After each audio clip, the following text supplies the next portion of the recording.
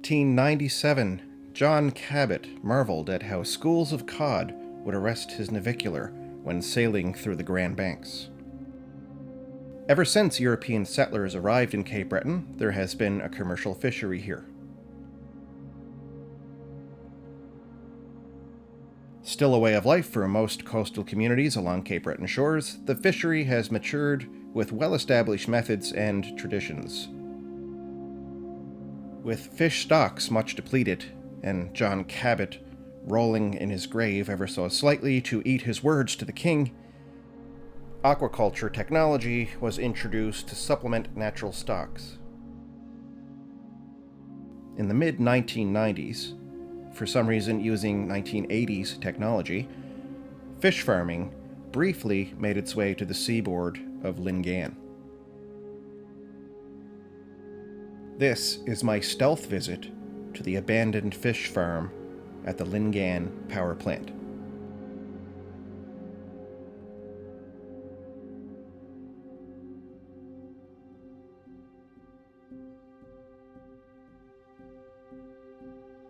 The aquaculture system I'm going to visit this episode is what is called a closed containment system. And there appears to be enough problems with this system that it rarely works.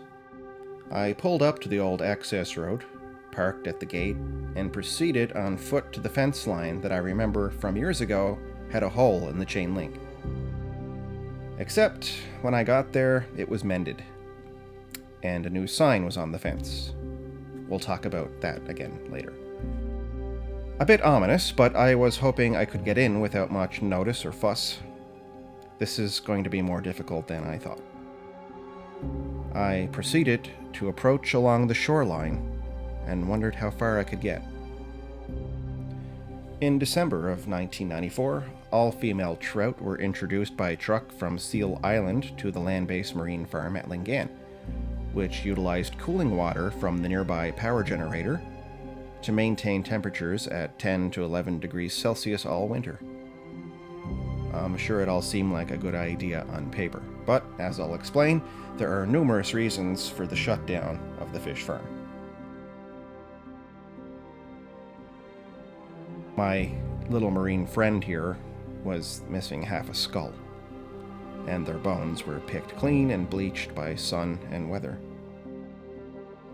At least the sun came out, as I paid my last respects. A moment of warmth from above.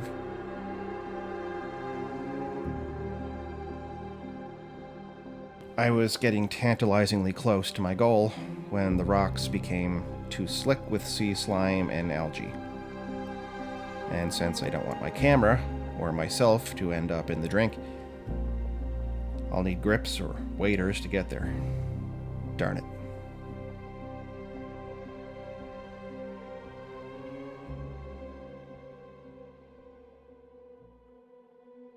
Doubled back to the opening in the fence line and moved toward the woods parallel to the shore I had just failed on. And I was determined to get into this place. Back to my story. The fish transferred in early December were an average size of 1 kilogram. These fish displayed some water belly when they were moved from Seal Island. 3% of the fish died in the first month after transfer, all due to water belly. Initial growth rates were poor, and this was attributed to very high stocking densities. The growth of salmon was also poor, due to high levels of suspended solids in the water from storm activity. Yet, when the fish were marketed months later, virtually none were the second-grade fish experienced earlier. Several hundred fish were harvested for study, and results indicated a top product in both taste and appearance. So, why did it shut down? And another dead end. I wasn't getting through the thick, stinging nettle and thorn bushes in this outfit, and with no machete. I doubled back yet again. But this tree seemed interesting. Beneath it was someone's fire pit. Nearby, I discovered the reason for the ominous sign from earlier. This pit. I imagine falling into one of these would be hazardous to my health. I was left with no choice but to sneak in through the power plant grounds.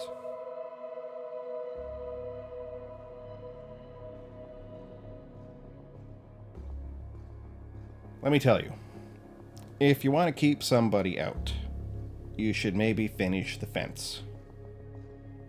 It's a bit of a walk, but I'm determined and I'm going for it.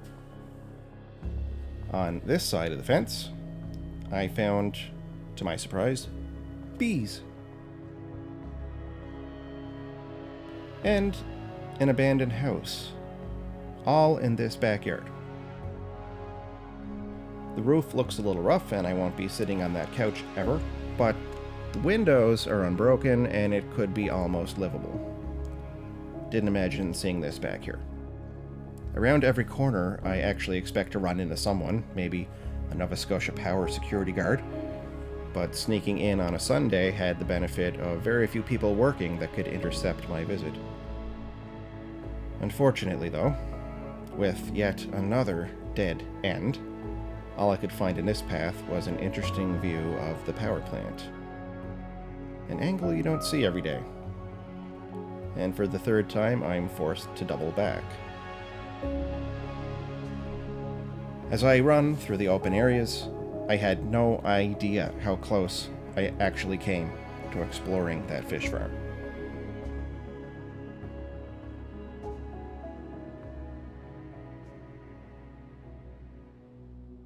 Back at my truck, I decided to send up my drone. Why am I walking? I didn't spend all this time not to see it.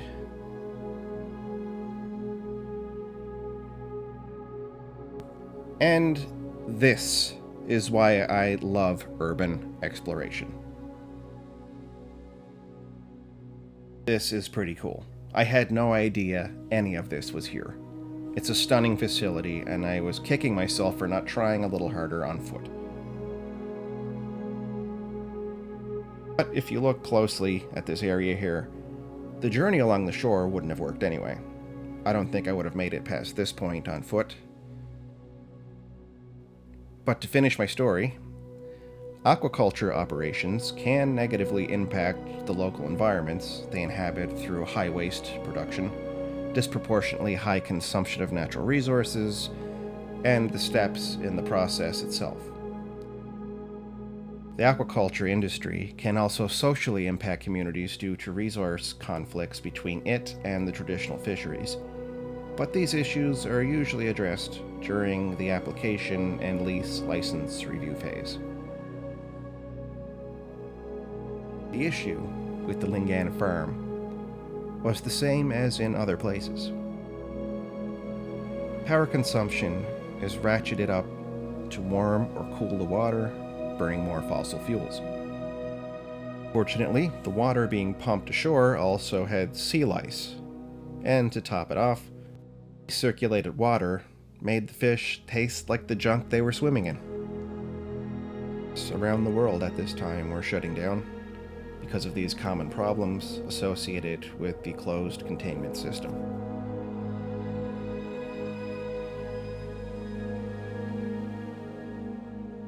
This was a surprisingly stunning location, and an exciting visit for me.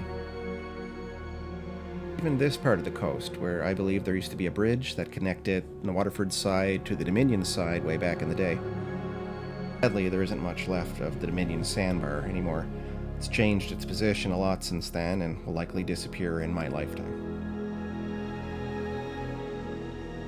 The difficulty of getting to this amazing fish farm, I doubt I will come back here.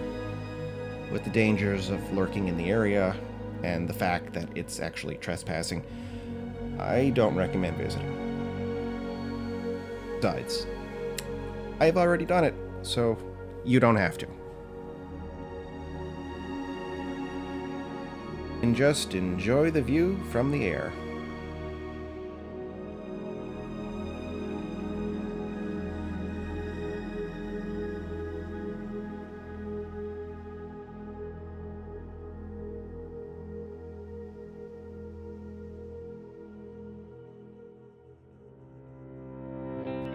For watching this episode of Abandoned Cape Breton. If you enjoy the work I do, please slam that like button and subscribe for updates on the next episode. Where should I go on this beautiful island known for its stunning landscapes and rich history? Do you know of any abandoned sites you'd like me to visit? Let me know in the comments. I love comments.